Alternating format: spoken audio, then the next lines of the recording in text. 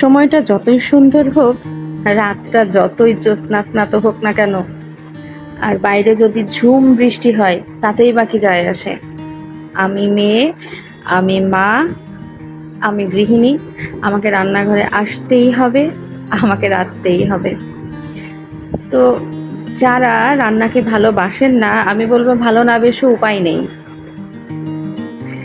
ভালোবাসতেই হবে। রান্নাঘরে যেহেতু আসা লাগবেই, তাই কাজটাকে ভালোবেসে করলে কষ্টটা কিন্তু অনেক কমে যায়। সারা দিন বাচ্চাদের পেছনে ছোটাছুটি করে, অক্লান্ত পরিশ্রম করে রাতের বেলায় কার মন চাই বলুন তো আরামের বিছানা ছেড়ে রান্নাঘরে এসে এই যে পাটা পিষনি দিয়ে মশলা বাটতে? আমি কিন্তু বাটছি, কারণ আজকে আমাকে সবজি রান্না করতে হবে।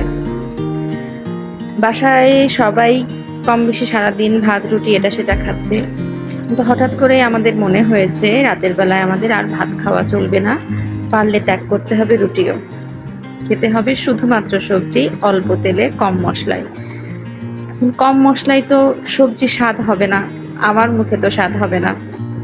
আর তাই একটু বুদ্ধি খাটিয়ে কি করলাম, আজকে একটু পেঁয়াজও বেটে নিলাম। মশলাটাও একটু ঘন হবে, সবজিটা স্বাদও একটু ভালো হবে।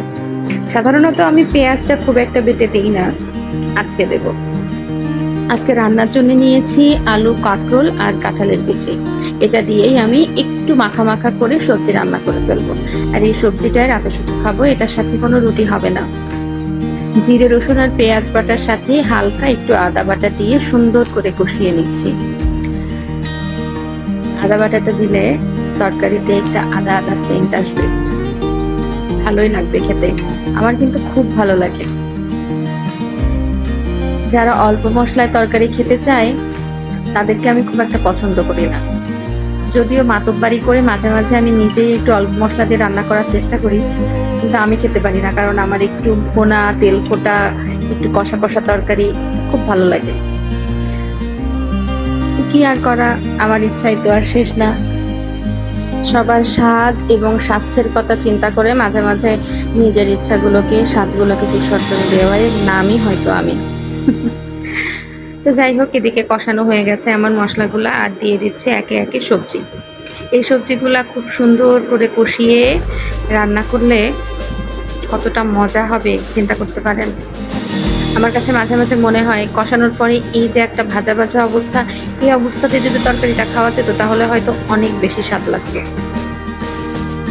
তারপরে কি আর করা, সুন্দরভাবে কষিয়ে দিয়ে দিলাম পানি।